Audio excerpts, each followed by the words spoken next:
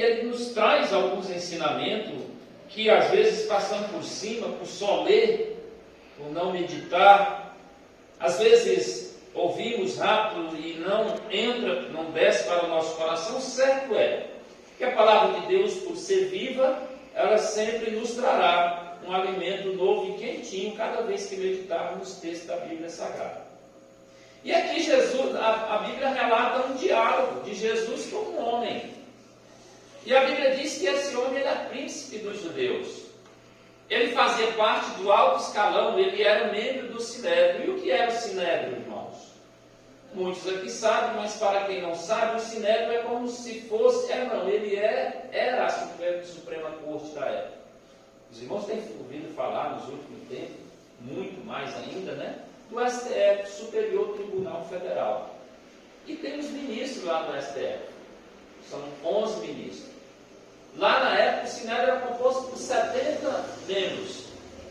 E Nicodemos era um membro desse, ou seja, era um ministro da Suprema Corte Judaica, onde era responsável por cuidar das leis do livro do Pentateuco, de ensinar, de instruir os judeus a como seguir as leis e por aí vai, de colocar em prática.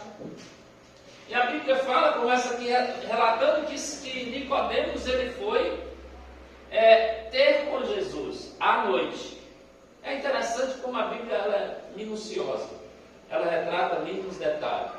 Não está aqui na Bíblia escrita, mas alguns historiadores, alguns estudiosos relatam alguma linha de o porquê que Nicodemos foi ter com Jesus à noite. Irmão, isso faz diferença sim.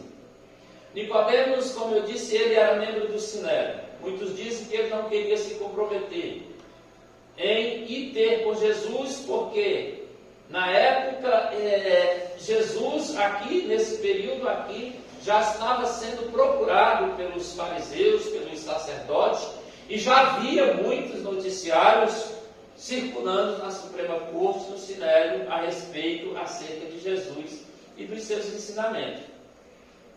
Então, ele foi ter com Jesus à noite. Alguns dizem por medo de opressão, outros dizem, e eu costumo ficar mais por essa segunda linha, que foi o respeito de Nicodemos por Jesus.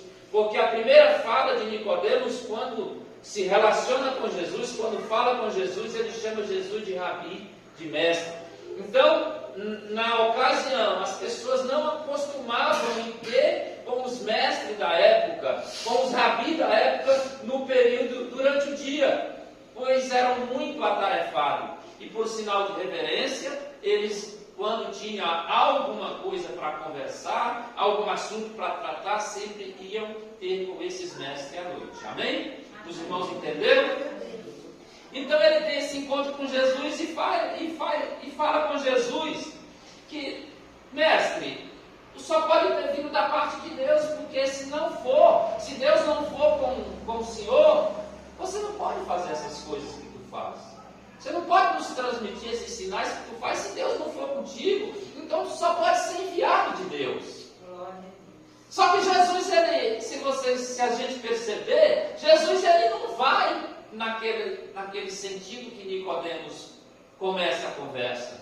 Observe o que Jesus responde para Nicodemos. Jesus poderia ter respondido e instruído ele, realmente eu vim da parte de Deus, realmente eu sou filho de Deus. Ou não, ou Jesus poderia ter negado, poderia ter omitido essa informação. Mas não, Jesus ele vai aonde era necessário ir naquela ocasião. Aleluia. Jesus sempre vai, irmão, aonde for necessário. Como o pastor disse aqui na sua oração, para que o Senhor nos alimente daquilo que nós necessitamos e não daquilo que nós queremos. Porque às vezes nós viemos pensando uma coisa, viemos querendo uma coisa, e o Senhor opera de forma totalmente contrária aos nossos pensamentos. Muitas das vezes oramos, pedimos, Deus faz isso, mas quando vemos o agir de Deus, normalmente não é naquilo que nós pensamos. Para ele aqui, olha só. Nicodemos, na verdade, eu te digo que aquele que não nascer de novo não pode ver o reino de Deus. Está alinhado com o questionamento com a linha de raciocínio da conversa de Nicodemos. Não, Jesus foi por aqui, Nicodemos veio por aqui e Jesus foi por aqui, porque Jesus nos conhece muito bem. Jesus nos conhece o nosso interior. Sabia da necessidade de Nicodemos. Conhecia o coração de Nicodemos, assim como ele conhece o meu e o seu coração. Glória a Deus. Hoje aqui na quinta-feira, eu procurei o irmão Elcio, é culto de libertação. Curas e libertação. Eu fiz parte durante um ano, liderei ali o trabalho de libertação da igreja que eu congregava no Riacho Fundo 1. E a igreja no domingo era lotado, que tinha saído colocando cadeiras no meio da igreja. E na quinta-feira a igreja era vazia, que tinha que estar pedindo os irmãos, a igreja era grande, o templo era grande, tinha que estar pedindo os irmãos para sentarem mais perto, para não ficar muito aquele vazio. Eu não entendia muito o porquê daquilo e ficava até preocupado. Mas o que eu comecei a perceber é que a igreja parece, no seu modo de pensar, que um culto de libertação é para quem está lá fora, é para quem está aprisionado por os vícios, por exemplo, é para quem está aprisionado pelas drogas, está passando por alguma dificuldade na área espiritual. Meus queridos irmãos, o culto de cura e libertação é para nós, igreja do Senhor. Todo culto é para aqueles que estão lá fora, concorda comigo? Mas o culto de libertação é para mim e para você. Muitas das vezes deixamos de ser abençoados porque pensamos que um culto como esse aqui é somente para os que estão lá fora. O crente ele precisa de libertação todo dia. Eu preciso de libertação todos os dias da minha vida. Eu necessito estar num culto desse daqui todas as semanas. Muitas das vezes eu não valorizo. Muitas das vezes eu invento desculpa e não venho. Estou falando por mim. Mas é necessário o crente estar nos trabalhos, envolvido nos trabalhos da igreja. Aleluia. Amém? Isso aqui não estava no roteiro da pregação, mas Deus sabe o que faz. Então voltemos aqui para o texto, meus queridos irmãos. Em cima disso. E esse nascer de novo, quando nós nos batizamos, nós pensamos que o velho homem, a natureza velha do homem, foi sepultado, foi afogado, foi morto, afogado ali, perdão, quando descemos as águas no batismo, por exemplo. Nós pensamos que quando saímos das águas ali, nós já saímos literalmente uma nova criatura, não é verdade? Às vezes até nos ensinavam assim, nos ensinaram assim. Mas não, a nova criatura era um processo.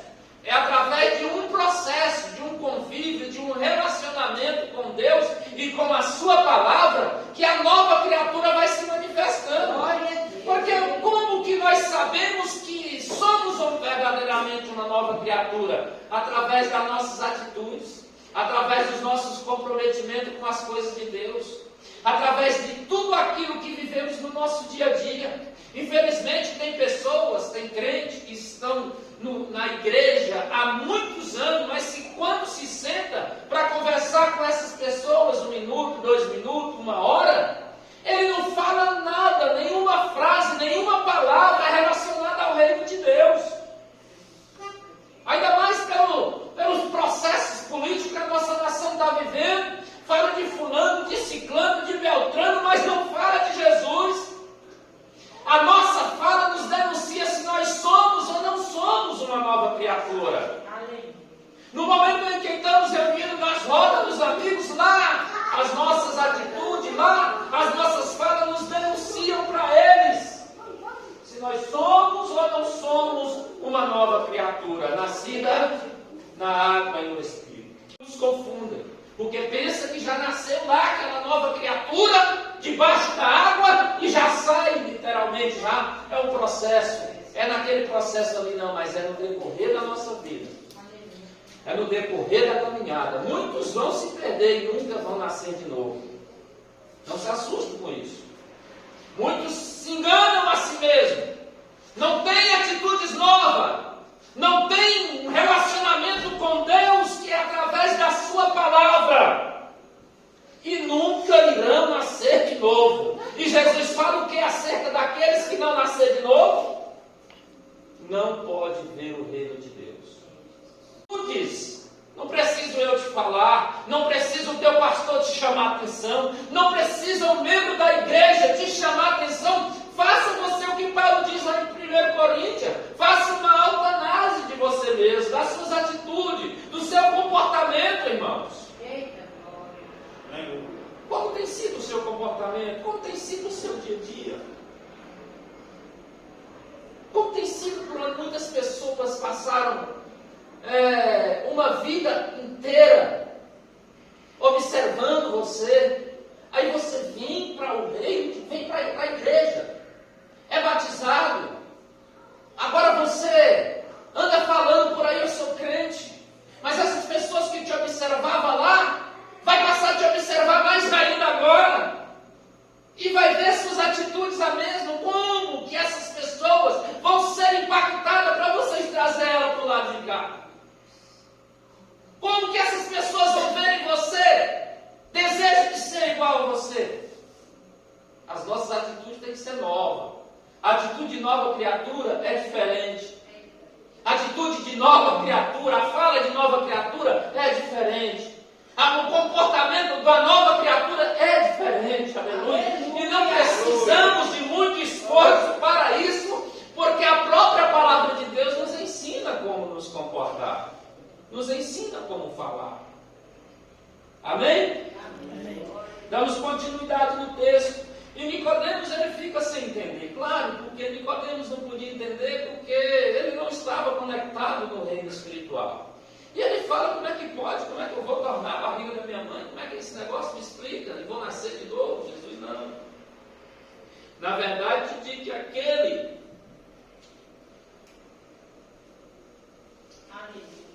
que não nascer da água,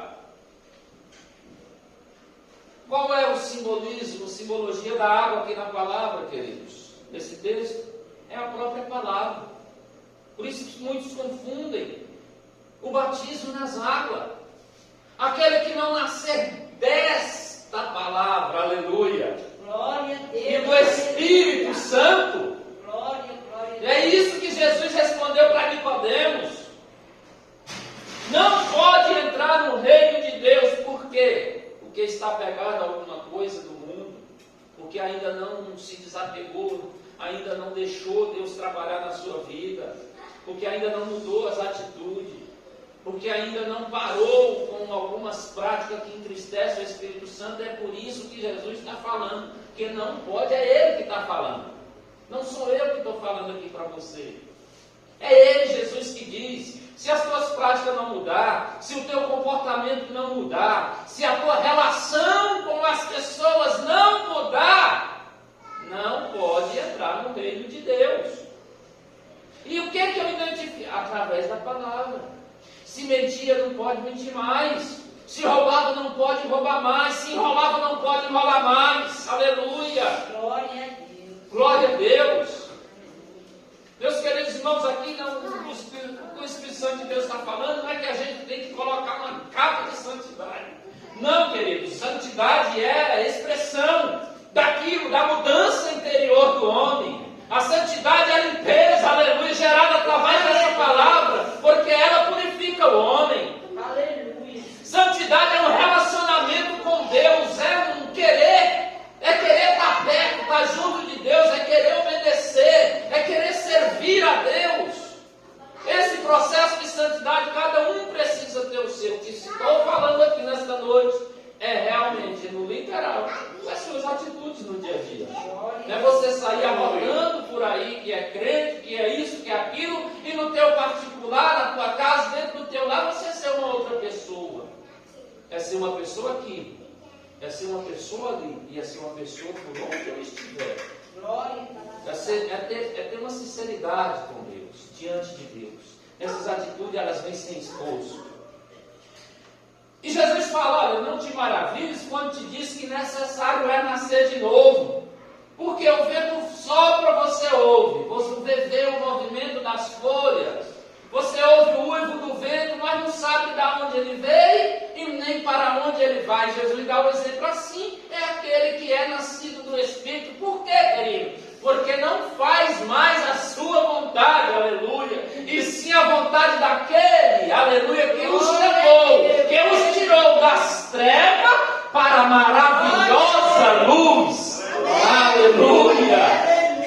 Que é a palavra de Deus. Jesus nos diz que é a luz do mundo, que é Ele que é o caminho, que é Ele que é a verdade, que é Ele que é a luz. É esta luz que está diante